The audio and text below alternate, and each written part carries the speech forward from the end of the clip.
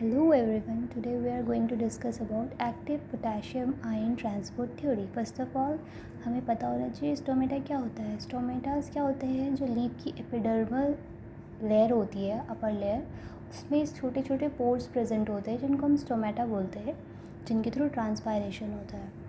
जो स्टोमेटा होता है कंसिस्ट ऑफ, इसमें गार्ड सेल्स होती है. गार्ड सेल्स में न्यूक्लियस प्रेजेंट होता है और क्लोरोप्लास्ट होते हैं.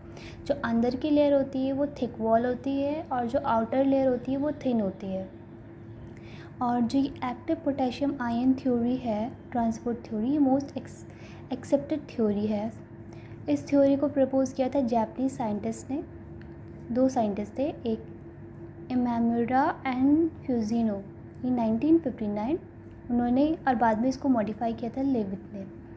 इस थ्योरी के अकॉर्डिंग क्या होता है, जब लाइट की प्रेजेंस में जो गार्ड सेल्स होते हैं उसमें मैलिक एसिड बनता है जो ब्रेक होके मैलेट और हाइड्रोजन आयन में ब्रेक होता है मतलब. और जो ये हाइड्रोजन आयन्स होते हैं ये गार्ड सेल से मूव होके सबसिडियरी यानी एपिडर्मल सेल्स में चले जाते हैं. और जो पोटेशियम आयन है वो एपिडर्मल सेल से गार्ड सेल में जाता है और वहाँ पे वो रिएक्ट करता है मैलेट के साथ और क्या बनाता है, पोटेशियम मैलेट. इससे क्या होता है, ऑस्मोटिक कंसंट्रेशन गार्ड सेल्स का इंक्रीज़ होता है.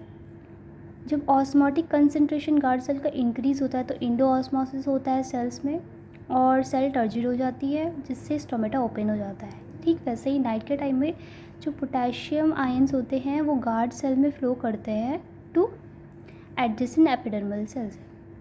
तो जो हाइड्रोजन आयन्स होंगे वो फ़्लो करेंगे एपिडर्मल सेल से गार्ड सेल्स में और ये वहाँ पर ये रिएक्ट करते हैं और मैलेट से क्या बनाते हैं, मैलिक एसिड.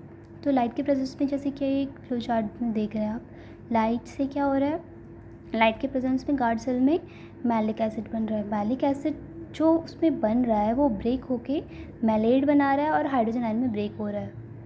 और जो ये हाइड्रोजन आयन है ये बाहर आ रहे, गार्ड सेल से बाहर आ रहे और एपिडर्मल सेल में जा रहे. फिर जो पोटेशियम आयन्स जो गार्ड सेल्स में मूव कर रहे, कहाँ से आ रहे हैं, एपिडर्मल सेल से. फिर क्या हो रहा है, पोटेशियम आयन रिएक्ट कर रहा है किसके साथ, मैलेट के साथ. क्या बना रहा है, पोटेशियम मैलेट. एंड ये कहाँ पर एंटर कर रहा है उसके बाद, वैक्यूल्स पे. तो फिर इससे क्या हो रहा है, ऑस्मोटिक प्रेशर गार्ड सेल का इंक्रीज़ हो रहा है. जब ऑस्मोटिक प्रेशर इंक्रीज़ हो रहा है तो इंडो ऑस्मोसिस हो गया.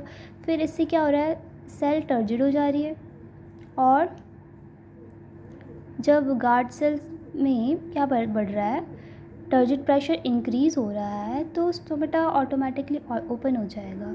ठीक. उस एक थ्योरी और है, sugar starch sugar conversion theory. इसके अकॉर्डिंग ये होता है, गार्ड सेल्स होते हैं अगर उसमें स्टार्च का अमाउंट मतलब होता है, नॉर्मली नाइट के टाइम में ज़्यादा स्टार्च होता है और दिन के टाइम में कम होता है. यानी गार्ड सेल में स्टार्च का अमाउंट रात के टाइम में ज़्यादा होता है और दिन के टाइम में कम होता है. अगर पीएच चेंज होगा तो ये ओपनिंग एंड क्लोजिंग स्टोमेटा के ओपन और क्लोज होने में इफ़ेक्ट करेगा. अगर पीएच ज़्यादा होगा तो यानी पोर्स ओपन हो जाएंगे, यानी स्टोमेटा ओपन हो जाएंगे. पीएच ज़्यादा होगा तो, पीएच कम होगा तो क्लोज हो जाएंगे. और presence of light, pH of guard cell increase. Light के प्रेजेंस में गार्ड सेल का पीएच इंक्रीज़ होगा और डार्क हो जाएगा तो डिक्रीज़ होगा.